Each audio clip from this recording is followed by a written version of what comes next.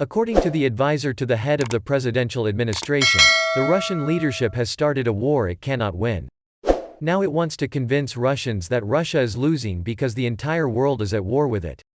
According to the advisor, Russian propaganda is trying to invent the myth that NATO countries want to attack Russia. Thus, the Kremlin wants to justify its defeat in the war against Ukraine. Mikhail Podolyak, advisor to the head of the presidential office, said this in a conversation with a Russian journalist. In his opinion, Ukraine is not attacking the Russian Federation, but an escalation of the war within the aggressor country will be inevitable. Among them, cities such as Moscow and St. Petersburg would also come under attack. However, logic and escalation of the war within Russia will be inevitable. Spoiled and lazy cities such as Moscow, St. Petersburg, Yekaterinburg and others will also suffer. Everything will be aimed at escalation of the war, but this is an internal problem of the Russian Federation, Podolyak said. The advisor to the chief noted that the Kremlin leadership must now somehow encourage the Russians.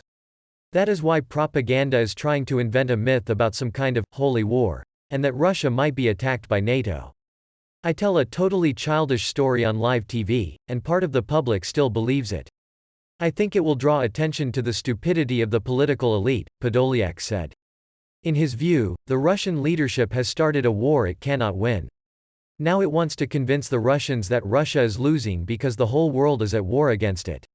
Moreover, the Kremlin knows that Ukraine will not make concessions.